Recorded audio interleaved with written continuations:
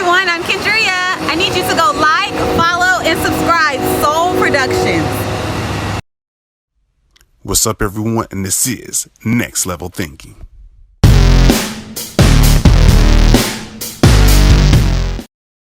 What's up, everyone? It's another episode of Next Level Thinking. As you know, we always help you take it to the next level. It's your host, Chris Holmes, and today I have a special guest by the name of Clayton Smeltzer. Awesome. So let's hit the ground running and tell the audience a little bit about yourself so we can find out why you are here.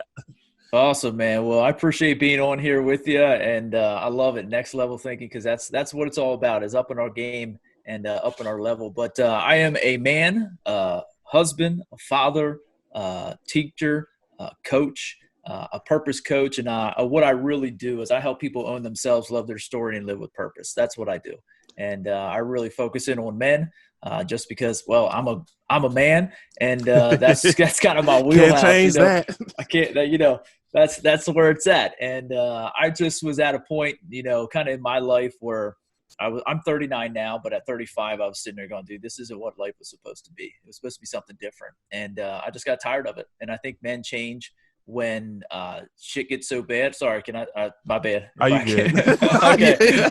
You have a Jersey Shore Gary V going on, Awesome. I'm just feeling it. Yeah, I just I get excited, stuff comes out. So it just wasn't what it was supposed to be, and I was tired of that shit being like thinking like that. I was tired of the anxiety that I was allowing to control my life. I was tired of it. And on the outside, everything looked good, man. If somebody would look at my life and be like, oh, got a house, got a car, got a wife, got kids, like all that kind of stuff. Mm-hmm. But internally, I was really struggling because I plateaued. I was stuck. I wasn't doing the things that continued to allow me to grow. And once growth stops, the only other process that starts is decay. And that's what was happening. So before you continue on to this, because I know this is going to go really deep, like what was some of the challenges that was going inside your mind that you said like would stop you or prevent you from getting where you were needed to go? Because we all go through challenges in life. Mm-hmm. So like what was some of your challenges that you had to overcome? Well, for me, it was all the stuff I didn't want to deal with. I was cool with all the good stuff, but it was all the stuff. It was all the shadow work. It was all the stuff I call the shadow that goes back in the back of our mind that we don't want to deal with. And did I freeze up on you? Let's see. Give it a second. You can still hear me, right? And, hey, we're back. Had a little glitch, technical difficulties. It all happened. It's all good. We bounce right back because, that's what we do. We adapt to everything. So I know you were talking about giving a tremendous amount of value about overcoming your challenges. So let's pick up from there. Yeah, and that's where it is the challenges and the pain in life that we go through in our stories is what makes us have the opportunity to be great with it and turn that pain into greatness and to really learn from it if you take the opportunity from it. So, I mean, again, for me, I was at that 35 years old phase of just in that monotonous part of my life. Everything on the outside looked great, but on the inside, it wasn't. I was struggling. I was plateaued. I was stuck. And I was sitting on my couch right over here watching a Game of Thrones episode, and all of a sudden I'm having a complete panic attack over a TV show. And I was like, dude, this is not what it was supposed to be. Like, I was not supposed to have this. So some of the things that you asked me, what was holding me back, was what I call the shadow. It's all the stuff I shoved back in the back of my mind I didn't want to deal with. Anxiety, anger, fear, the unknown, all of those different things I didn't want to deal with. Why? Because, well, it was scary. And I don't want to be truthful with myself. I wanted to lie and act like it didn't exist. So for me, I just got to a point where I had enough. I was like, enough was enough. And I just got rid of all the facade. I got rid of all the bullshit, and I stopped lying to myself. And when I did that, that was really the moment in my life where things were open. I was open enough to allow that real change. Yep.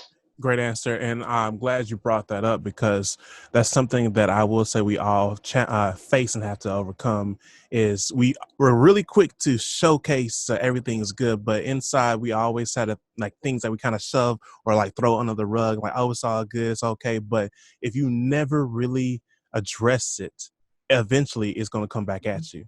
And a lot of times I've seen when people at their, like, it seems like at their peak and they're like, oh, they're doing fantastic. And all of a sudden, boom, this happened. Like, where did that come from? It's because they just shoved it behind. So I want you to add on to that of like the importance of facing it head on, because if you don't deal with it, it's going to come back eventually. Yeah, and that's where it is a lot of people like take my anxiety. Anxiety was one of my shadows. Well, I tried to get rid of it. I tried to I just had a conversation with a guy the other day who wrote back, how do I get rid of stuff? I'm like, dude, you can't. Like, you don't want to either. Think about it this way. If I try to get rid of my anxiety, I'm trying to get rid of part of me. So when I take a piece of myself away from me, I'm not a whole person. And that's what I had to realize. I was trying to get rid of things that are a part of me that make me who I am and make me whole. Anxiety isn't going to go away. It's not going anywhere. It's always going to be there. But how can I utilize it? And that's where what I really had to understand is all of those shadows and anger and things like that is all of those different shadows I had to step into so I could step up to lead to be the whole version of me and not get rid of pieces of me because they ain't going nowhere. And that's where it's just kind of handling that and being able to say, hey, how can I utilize this instead of saying being that victim mindset of saying, hey, this is just overtaking me and I'm allowing it to. So Great. So I want to hit on something that you said near the end, the victim mindset. And I want to bring this to the forefront, especially because I know we're dealing with a lot of challenges now. And of course, a lot of people are in defense and a lot of people also like to blame others. Yeah. A lot of people, you have a lot of that going on. And I try to tell people a lot of times that you can't go into that mindset of just blaming everybody and not actually taking accountability and taking actions to make the change, because you can sit on the couch and complain and blame others, all day, but that's not going to make any changes. You have to get out of that. So I want you to voice your opinion of overcoming the victim mindset and then give tremendous, great value off of that. Well, dude, I love it because I actually just had this conversation this morning with somebody on Facebook, which is great. And I'm going to be, I always, this is the way I work. And I used to be the fluffy cloud version.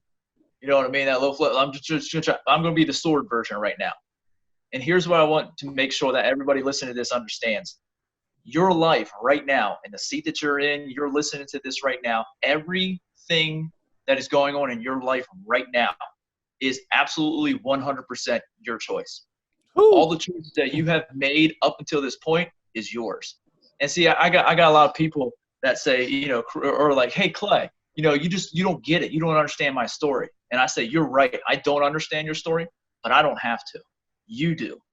And you need to know what you chose to get to this point. See, I love this. One of our guys in our men's group said this, and it just blew my mind. It said E plus R equals O. And I was like, what the hell does that mean? And he said the event plus your response gives you your outcome. And your response is always 1,000% your choice, period. That's always your choice. So I've been divorced twice. I got both. I have two kids to two different women, and they both came at me at the same time financially. And I was basically living at $973 a month. Whew. So I had every right to be one of the most pissed off dudes in the world because I had two people attacking me for my kids and for money. And it's like, I'm a good dude. And it's like, I could have had that victim mentality, but I chose not to. I chose to make sure that my response equaled the same value I gave myself.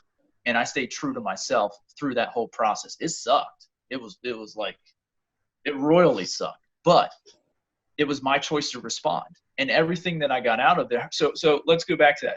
How did I get into that situation? My choice. I could say, hey, they went after me, but ultimately I chose to be with them. Ultimately, I chose to have a relationship with them. Ultimately, I chose to have kids with them. Ultimately, I chose every damn thing that was on about it. So in the end, the situation I was in is ultimately my choice, and I have to take responsibility for that. It's it's extreme ownership, and I'm going to put a plug out there for Jocko Willings. If you haven't read that book, that is an amazing book just to take extreme ownership of every single thing. Go ahead and say it one more time just in case they missed it. Extreme Ownership by Jocko Willings. Awesome, awesome, awesome. Yes, it's a thick book, but be quiet and go read it. Like that, like that. I don't even know what to add on to that, because that right there is probably one of the realest things, because you use your own personal experience, and a lot of people like to blame others, but you got to take accountability for your actions. So, people be like, well, it's the government's fault because I'm broke, or I don't have the car I want. And you spot on.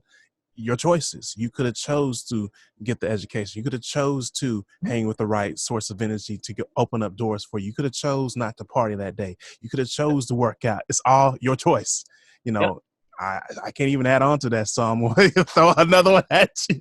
I do want to add on to that though, Chris, is go to the things that I want in life. Well, I want to do this. I want to do that. Well, okay. So what are you going to do to get it? Like, I want to be a better father. What are you doing to do it? I want to be a better husband. Well, what are you doing about it? Well, I just don't know. Okay. Well, you not knowing is getting you no action. It's getting you in action. You're not increasing it. So we can also make excuses there, and that's your choice. You're choosing not to take action. Okay. That's a lot of times. I will be a millionaire, and it's like, well, how? I don't know. I'm like, okay, well, figure out a way. I'm like, okay, so what you're telling me is you don't want to make a choice to do the work to get to there. Now, with that, I have to ask this question. So just speaking off, and I'm feeling the energy and much more, what do you think is preventing people from taking action? Because we can always have great ideas, know what to do, but at the end of the day, if you don't take action, you're still in the same place. Like, bottom line, as much as you want to sugarcoat it and much more, you probably want your mama to pat you on the back and things like that, a little sarcasm like that. But at the end of the day, if you don't take actions, decisions, you're stuck in the same place. I think it's two things. One is fear. That's the emotional side of it. So you got fear. Well, what's going to happen? What if I do and I fail? Okay. Like for me, a lot of the times, I always felt like I never followed through. So subconsciously, my program is saying to myself, whenever I start something new, you don't follow through with this. Like, I get it done, but did I do it to the level at which I wanted to? So there's that fear base, but it's subconscious programmed into me from all the shit that happened before that I feel like I didn't follow through on. So it's the fear of the unknown. It's the fear of finance. It's the fear of people. It's the fear of success. It's the fear of failure. So I think fear motivates that in being able to say, well, I don't know, so I won't do. So I think that's the first thing.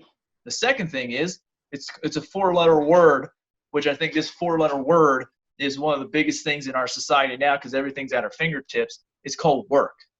People don't want to work for it. I got to put the work in for it. Well, if I want to be, a good husband, then, well, I'm going to have to do certain things around the house. I'm going to have to go clean the dishes. I don't want to clean the dishes, but I got to go clean the dishes. Well, shut up and do the work, clean dishes. So your wife is like, dude, that's awesome, man. Thank you. Or do it just for doing because you made the damn mess too. It's like people don't want to work and people don't move because of fear. So those are the two things I think are a big part, especially for men, for that. Man, we was just over dropping jewels and much more. I mean, this is like a lesson within itself. You might as well take some of this recording and just make a whole course, take it on the roads. So I want to go back to something we talked about way earlier in the conversation. I'm going to ask it like this. How did you define or find your purpose? Because there's nothing like living within your purpose and striving through it, but it's a complete nightmare just to be here and not living, if that makes sense. So yeah, absolutely. So go ahead and take the mic on that. Yeah, this is my wheelhouse, and this is my coaching business is purpose infused coaching, and it's because it's to help men reveal their purpose and then infuse it in everything they do. So for me, my life, I'll put it this way: I lived in a fog for 36 years of my life. So I had the glasses on, but the glasses were foggy. I had an idea. Like here, I'm a teacher because I like helping people. I'm a father because I like helping people. I'm a husband because I like helping people. I'm a coach because I like helping people. So I knew somewhat what it was, but what was it really? And what I did is I lived on the surface level, and I just was like, all right, well, I'm doing this and doing this. And that's where I think we get to the point where it's like that monotony of life. Like, I'm doing this, but internally, like, dude, I feel something more. I feel there's something more to me than what I am right now. You feel like that line that's trying to bust through, and you're like, dude, I just know, like, what is it? I mean, we don't have our instinct, and this kind of goes back to the instincts of our DNA as men. is that for thousands and thousands of years, when we felt like that, we had to go live in like, we could get our status through going out and killing some stuff and bringing it home for people to eat, like, or growing stuff, or going to battle, or standing on the battlefield and be like, dude, let's go kick some butt today, you know. But now, what do we have for that? So as men, as we go through for thousands and thousands of years with this DNA that we have inside of us to provide, protect, and serve, it's like, how do we use it now today? So for me, it was always on that surface level. So I had to go a layer deeper, then a layer deeper, then a layer deep, then like 7, 8, 9, 10 layers deep to really find out who is Clay Smeltzer and what am I here for? So for me, the purpose is our why. It's our driving factor. How did I get to that? Dude, a lot of fucking work. Like a lot of hard work. Dude, it wasn't easy. I mean, there's cry, there's tears, there's probably blood in there. I mean, there's all kinds of stuff in there, man. And it's like, looking at all the pieces of who I am, I had to own it all. Like, I had to own myself, every single piece of it, and accept that. I had to own the anxiety. I had to own the anger. I had to own the fear. And for me, it's the fear of success. What if I start on this venture of purpose-infused coaching and I go out and impact 1 million lives? Dude, that's scared the living hell out of me. It doesn't now, but it did at first. You know, and that's where it's like, you got to own every single piece of that. My story, I had to love my story. You know, I had to look at it and say, hey, my story is my story. It's mine. Nobody else gets to write on it. So I had to make that choice to say, listen, my life is mine and nobody else's. I love my wife. I love my kids, but I write my own story. They happen to be a huge part of that. But at the end of the day, it's what did I do throughout the day to leave it all in the field. And the last thing is go live with purpose. And I had to figure out a way of how do I infuse my purpose, which is to own myself, love my story, and live with purpose. How did I have to define that first? Because we don't have it defined. We're like, I think it's this. Or we have it defined as our career and say, hey, I'm a teacher. That's my purpose. Well, that's not your purpose. It's what you do. It's not who you are. And once we define that, then we can actually start infusing that in every aspect. And the more that you infuse it into your faith, into your family, into your finances, into your fitness, into your all of those different areas, the 8 F's, there's more that you infuse it in there, the more clarity you have at life. And all of a sudden, those lenses, the fogginess that I have, they're super clear. My life's simple, man. I work in 3 things, just like here. We're having a chat, and the reason why we're having that is because it went into my purpose. It helps me own myself, love my story, and live with purpose, and it helps other people do those 3 things. It's a go. Gotcha. All awesome. I'm gonna tell you right now, like, you better re-listen to this and like form this into a keynote, because I'm just taking little bite size. I'm like, this sounds like a keynote. Just take me out the picture of me asking you questions, and there you go. You have it right there. So like, I appreciate that, man. huh? I said, I thank you. I appreciate that. I pour from my heart, man. It's just because, and that's the thing is, like, I learn from people who've been through the storms, and I want people to be real with me, so I gotta be real with them, and that's just where it is. Like, all this comes from my heart. I don't have any notes written down, anything like that. I just let it rip, and that's kind of the way I work. Yep. And then on top of that, that's what people relate to the most, is when you're being yourself, completely authentic. You know, not pretty much, it's just you being you. And when you being you, you can't really repeat that, because it's you, it's your version of you. And then people can actually see that. People know the difference when you just BSing and actually being your real self. But if you actually when you're actually showing your true self, people connect with that. Not only do they connect with that, they respect to that, and they also want to like bond with that, because then it relates to their story. Kind of reminds me with Les Brown, which on one of his things is like, no matter what, things, well, I'm paraphrasing, but the main thing he was saying is, everybody loves a story. You have a story, I have a story, the people out there have a story, but if you know how to tell it, you will be successful, because somebody out there needs to hear that story. Yeah. Yes. And that's what I help men step into their stories and step up to lead. One of those pieces about leading is sharing. Too many men sit back on the sidelines of life and let their story go by without ever saying it to anybody else. I don't care whether you go out and say it to 10,000 people in a stadium, or if you just say it to your family, or you say it to your wife, or you say it to your coworkers. we need, as men, we have to step up and we have to share, because we have society telling us, hey, as men, you got to be this. And then, but we're struggling with that internal. We're like, well, I don't really want to be this. I just want to be me. And you said it so awesome there, is that we just got to be ourselves. You know what I mean? And just be truly, fully us. And when we are that person, we expand ourselves so much, but we expand to everyone around us. I heard from Kofi Jackson, he's a country singer. He said, blossom where you're planted. And I'm like, oh my God, man, if we just have 1,000 million men around the country, around the world, blossoming where they're planted, think about how much better this would be. And and that doesn't cut out women or anything like that. It's just my wheelhouse is men, and I work with men. And women have their own, they have their own unique awesomeness, and that balance together is, dude, that is beautiful when a man and a woman have that balance together in society, in a relationship, in the world. And man, awesome things get done with that. Awesome. So we're going to wrap things up. I want you to leave us with a closing comment, and then where can they find you so we can keep up with your journey as they live on this marathon.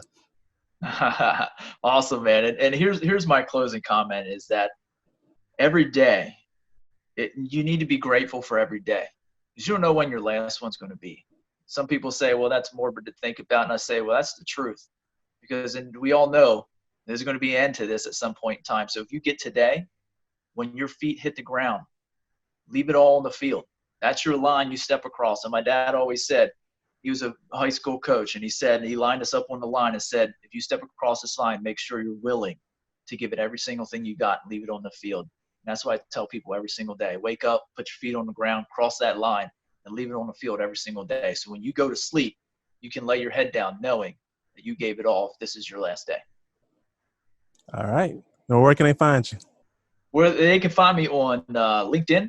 I'm on LinkedIn, Clay Smeltzer, Instagram, Clay_Smeltzer, Facebook, Clay Smeltzer. You can also find me at purposeinfusedcoaching.com. So little information and stuff like that about some of the programs and things that I do. Really, I mean, all those different things there. And yeah, I can't think of anything else. Gotcha. Enough said, and a great amount of information and value. And I'm sure they're going to all connect with you, because you have one heck of a story, and you have all taught us so many lessons. So with that, we're going to close it out. It's your host, Chris Holmes, helping you take it to the next level, elevating your mind, spirit, body, and much more. And I have my special guest by the name of Clay Smeltzer. Awesome. We're out, and remember, leave it on the field. Make sure you subscribe, share this message to much more so we can elevate it and take it to the next level. Peace. The way I would